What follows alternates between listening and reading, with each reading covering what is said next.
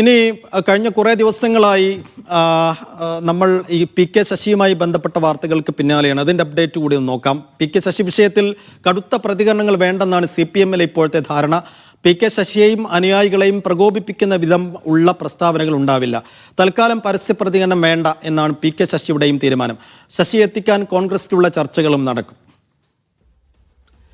സാജിദ് അജ്മൽ വിശദാംശങ്ങൾ നൽകും പാലക്കാട്ട് നിന്ന്. സാജിദ്, ശശിയുടെ കാര്യത്തിൽ CPM-ലും കോൺഗ്രസിലും ഈ സമയം നടന്നുകൊണ്ടിരിക്കുന്ന ചർച്ചകൾ, നീക്കങ്ങൾ അതെങ്ങനെയാണെന്നുള്ളതാണ് ആദ്യം അറിയേണ്ടത്.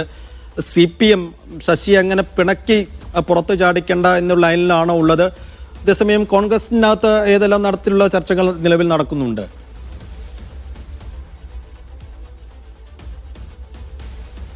സൈഫുദ്ദീൻ, പി കെ ശശിയുമായി ബന്ധപ്പെട്ട് ചില അസാധാരണ സംഭവങ്ങൾ CPM-ൽ ഉണ്ടായി. സാധാരണഗതിയിൽ ഇത്തരമൊരു പ്രശ്നമുണ്ടെങ്കിൽ അത് പാർട്ടിക്കകത്ത് ചർച്ച ചെയ്ത് പരിഹരിക്കുക എന്നാണ് ഉണ്ടാവാറുള്ളത്. പക്ഷേ ശശിയെ പൂർണ്ണമായി തള്ളുന്ന പ്രസ്താവനകളാണ് ജില്ലാ സെക്രട്ടറി നടത്തിയത്, ഏരിയ സെക്രട്ടറി നടത്തിയത്. അതോടൊപ്പം തന്നെ അദ്ദേഹത്തെ വെല്ലുവിളിച്ചുകൊണ്ട് കയ്യും വെട്ടും കാലും വെട്ടും തലയും വെട്ടും പോലെയുള്ള ഈ വർഗ ശത്രുക്കൾക്കെതിരെ സാധാരണ വിളിക്കാറുള്ള മുദ്രാവാക്യങ്ങളാണ് പി കെ ശശിക്കെതിരെ വിളിച്ചത്.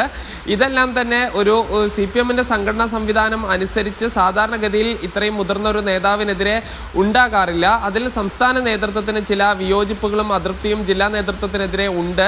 ഈ ഒരു സാഹചര്യത്തിലാണ് ഇനി ഒരു കടുത്ത പ്രതികരണം പി കെ ശശിയുമായി ബന്ധപ്പെട്ട് വേണ്ട എന്നുള്ള ഒരു ധാരണയിലേക്ക് എത്തിയിരിക്കുന്നത്. കാരണം ഇന്നലെ രാവിലെ ഒരു തീവ്രമായ രീതിയിൽ ഏരിയ സെക്രട്ടറി പറഞ്ഞെങ്കിലും പിന്നീട് അത് ഉച്ചയോടുകൂടി അദ്ദേഹം മയപ്പെടുത്തുന്നുണ്ട്.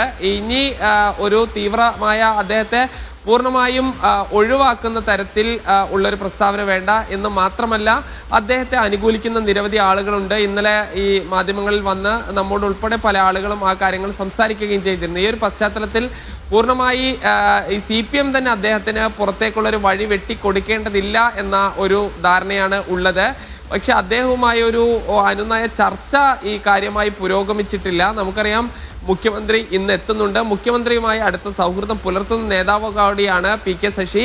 അദ്ദേഹത്തെ ഈ പല പ്രതിസന്ധി ഘട്ടങ്ങളിലും ഈ ചേർത്ത് നിർത്തിയ നേതാവാണ് പിണറായി വിജയൻ. അതുകൊണ്ട് മുഖ്യമന്ത്രി ഈ വിഷയത്തിൽ എന്തെങ്കിലും നിലപാട് സ്വീകരിക്കുമോ എന്നുള്ളത് വളരെ പ്രധാനപ്പെട്ട കാര്യമാണ്.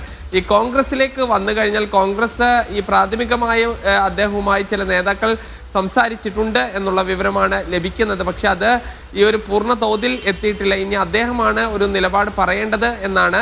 അദ്ദേഹവുമായി നമ്മൾ സംസാരിക്കുമ്പോൾ അദ്ദേഹം ഒന്നും വിട്ടു പറയുന്നില്ല. അദ്ദേഹം തനിക്ക് കൃഷിയും മറ്റുമുണ്ട്, അതുമായി അങ്ങനെ കൂടുകയാണ് എന്ന തരത്തിലാണ് പറയുന്നത്. പക്ഷേ അദ്ദേഹത്തിന് കൃത്യമായൊരു രാഷ്ട്രീയ പ്ലാൻ ഉണ്ട് എന്ന് തന്നെയാണ് നമ്മൾ മനസ്സിലാക്കുന്നത്. കോൺഗ്രസും അദ്ദേഹം വന്നാൽ സ്വീകരിക്കാം, അദ്ദേഹത്തിന് ഒരു നിയമസഭാ സീറ്റ് നൽകാം എന്നുള്ളത് തന്നെയാണ് കോൺഗ്രസിനകത്തെയും ധാരണ. സൈഫുദ്ദീൻ.